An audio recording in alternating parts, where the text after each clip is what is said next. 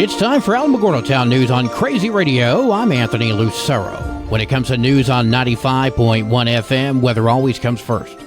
Heavy snow across interior portions of New England, heavy rain closer to the coast, will slowly come to an end as gusty winds are expected across all of the northeast corridor through this evening. A fast-moving cold front with snow showers and gusty winds are forecast across the plains and Great Lakes. A strong storm will impact Alaska with heavy precipitation and high winds.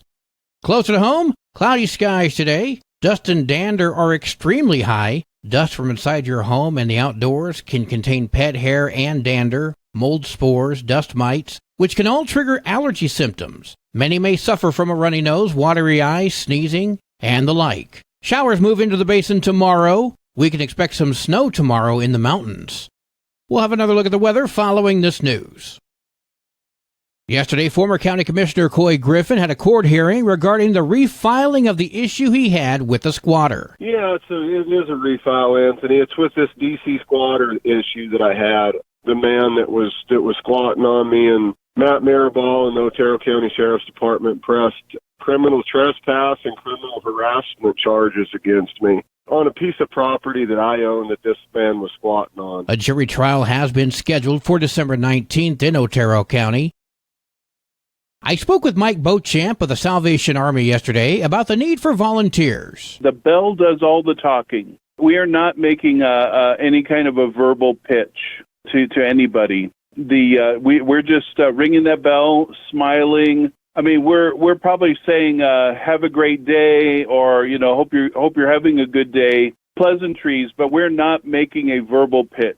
If you want to help, so they would contact me here at the Salvation Army, and I can email them out the schedule. They pick a time and a time slot and a location, and if it's still open when they get back to me, then we can get them ringing. Consider giving 2 hours of your time to be a bell ringer and help the Salvation Army raise the needed $50,000.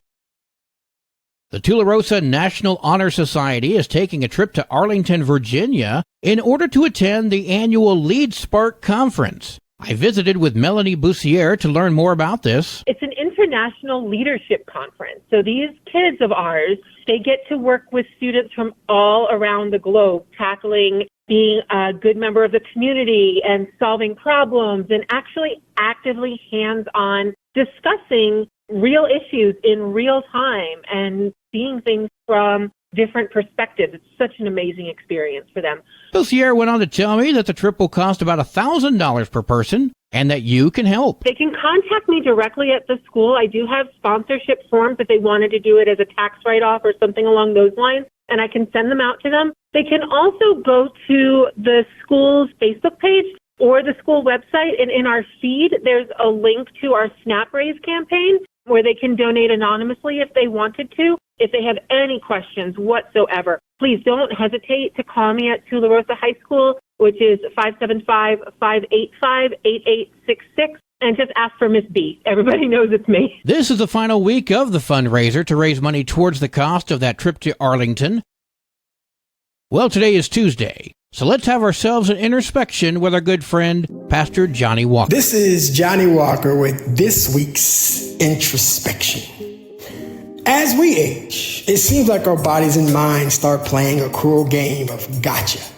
Our minds believe we can still do all the things we once did, while our bodies are screaming, nope, not happening. I recently experienced this phenomenon when I made a Christmas list for family and friends, so I could remember what not to remember so that I wouldn't slip up and tell them what their gift was. But now I realize I have forgotten what I was supposed to forget. I'm pretty sure I wrote it down so I wouldn't remember, but now I can't recall what it was I wasn't supposed to recall. It's like playing the game of memory with a deck of cards that keep getting shuffled in your brain. As frustrating as it can be, there's a certain humor in the situation. I mean, who hasn't had a similar experience? Like when you walk into a room and forget why you're there, or when you go to the store for one thing and come back with everything but that one thing. It's like our memories are playing a game of hide and seek, and they're winning every time. But amidst the forgetfulness and the occasional frustration, there's a sense of liberation too. As I age, I find myself letting go of the need to prove something to myself or anyone else. I'm learning to rest, relax, and just enjoy the journey. Because in the end, who really cares if I can't remember what I was supposed to forget? The important thing is the joy and the love we spread to others, especially during this Christmas season. And let's not forget the true reason for the season. It's not about the gifts or the decorations or the perfect holiday meal. It's about celebrating the birth of Jesus and the love and the hope he represents. So whether our minds are playing tricks on us or not, let's remember to embrace the true spirit of Christmas and spread joy to those around us. And if you see me forgetting something, just chalk it up to old age and give me a good laugh. It's all part of the journey after all. Be blessed. This is Johnny Walker with this week's Introspection. We'll see you again on next Tuesday. News from around the state in just a moment. This is Alamogordo Town News on Crazy Radio. I'm Anthony Lucero. AlamogordoTownNews.com is a locally owned website featuring local news matters from a local perspective that affects you, and we bring it to you directly. Plus, local sports, cultural arts, and events. Online, AlamogordoTownNews.com. Owned and operated by Second Life Media. We are Otero County. Directory Plus is the right size book. It's the book if you need a phone book. That's what just one person has to say about Directory Plus. With its red cover, features, colorful yellow pages, and lots more, it's no wonder people all over use Directory Plus. It has so much more information. You can cross-check phone numbers or addresses or pretty much anything. Look on the plus side, Directory Plus. I'm a big fan of Directory Plus. 34-year-old Cassandra Brazil has been arrested in connection to a house fire which killed 2 women in Santa Clara. She's been accused of 2 counts of first-degree murder and 1 count of aggravated arson. On November 28th, 60-year-old Sarah Maez and 78-year-old Mary Lou Maines both died as a result of a house fire. A few days into the investigation, the Grant County Sheriff's Department listed Brazil as a person of interest in the case. Brazil was taken into custody. According to the arrest affidavit, text messages sent from her as well as home video footage helped lead to her arrest. The state has filed for pretrial detention in this case. Her preliminary hearing is set for Friday. Yesterday, Governor Michelle Lujan Grisham held a press conference to discuss the successes of her public health order on gun violence. The public health order has been in effect 3 months, and it's working. Fewer guns on the streets, safer environment. We're also seeing about a 7% decline in gunshots detected. Not sure how that stat is measured, but okay. Since the health order went into effect, officials claim 2,490 arrests have been made and 290 guns have been seized. 87 juveniles have been detained in gun-related crimes, 24 of which would have been released prior to this health order. The governor also stated that these metrics were not available prior to the order, meaning there's nothing really to compare them to. Okay, Shelley, go on. We're going to keep this public health order in place until we see the same sort of dramatic end results that we're seeing in this quarter, where that becomes the norm. But the biggie? Our own assault weapons ban in New Mexico. That's right.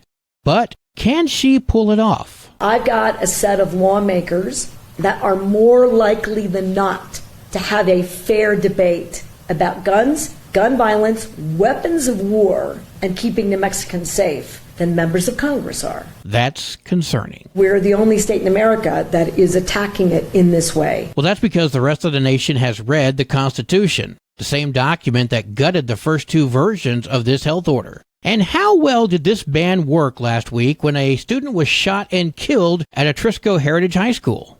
The governor says she's going to encourage the state's Democratic-led legislature to consider statewide restrictions that mirror an unconventional proposal from U.S. senators aimed at reducing a shooter's ability to fire off dozens of rounds a second and attach a new magazine to keep firing. This proposed federal Go Safe Act was named after the internal cycling of high-pressure gas in the firearms in question and comes from such senators as New Mexico's Martin Heinrich. If this is approved, it would mean that assault-style weapons would have permanently fixed magazines, limited to 10 rounds for rifles and 15 for some heavy formatted pistols. And remember, as soon as these laws are passed, millions of criminals are expected to voluntarily agree to these new laws because that is what criminals do. Outrage stirred after House leaders gutted compensation for the New Mexico downwinders and uranium workers out of the National Defense Bill. After years of fighting hand-to-hand to get compensation, the Tularosa Downwinders and other advocates believed this was their year. The Senate voted to include the compensation in the National Defense Authorization Act, but once it headed to the House, opposition arose. And it's just shockingly immoral. We had much higher hopes for this Congress. Tina Cordova, who made this fight her life's work for decades, speaking with KOB. As the executive director of the Tularosa Basin Downwinders Consortium, this omission disappointed Cordova, but she says she's not giving up. After 18 years, a bill to include the New Mexico Downwinders in the RECA made it through a chamber of Congress. I think this has been a boost to us because we know it's possible. And I think that we need to make sure that we further engage with the Republican leadership in Congress so that they understand that this is not an issue associated with partisanship. Exposure to radiation affects the Democrat and the Republican alike. Their efforts may still win out very soon. Congress still needs to pass 2 more government funding bills by early next year. She's hoping this will be attached to one of those bills. The deadlines for the appropriations bills are January 19th and February 2nd. After a similar bill was killed last session, health advocates are taking another stab at getting the New Mexico legislature to pass a big hike in liquor excise tax. While addressing members of the Legislative Revenue Stabilization and Tax Policy Committee, the advocates presented statistics that show New Mexico has the highest rate of alcohol-related deaths in the country since 1997, and it reached an all-time high in 2021. During a period of time where people were locked down, drinking, drug use, and suicide rates all increased, sadly. Public health advocate Shelley Manlev is a member of the Alcohol Harms Alleviation, or AHA Coalition. She says with an increase of 25 cents a drink, New Mexico would raise $275 million a year, which could be used for alcohol cessation programs. She spoke with KSFR Radio. We've got to have long-term treatment. We have to have short-term treatment. We have to have screening. We have to have home visitation. We have to do so many things. And we have to, in particular, make sure that our tribes, nations, and pueblos have the resources they need to implement evidence-based, promising strategies that are culturally sensitive so that they can address the disproportionate harms that are deeply, deeply harming our Indian, Pueblo, Native American communities. The State Taxation and Revenue Department states the current excise tax has been raising around $50 million a year, 45% of which goes to local DWI grant funds, 5% to the drug court, and the remainder into the state's general fund. Sports and weather are next. This is Alamogordo Town News on Crazy Radio. I'm Anthony Lucero. They are role models and educators. Their work requires a great deal of time and energy for very little pay. Who are these unsung heroes? Thanks, Coach. Thanks, Coach. The simple truth about education-based athletics in New Mexico is this. Without a committed team of coaches and administrators, they just wouldn't be possible. School sports, they bring out the best in all of us. This message presented by the New Mexico Activities Association and the New Mexico Athletic Directors Association. There are 34 games for New Mexico girls basketball today, including Capitan at Estancia, Silver at Lordsburg, Mesilla Valley Christian at Hot Springs, Cobry at Animas, and Deming comes to Alamogordo. Go, Lady Tigers! There are 30 games for New Mexico varsity basketball today, including Capitan at Estancia, Santa Teresa at Hatch, Da Vinci at Chaparral. Alamogordo heads to Deming. Go Tigers!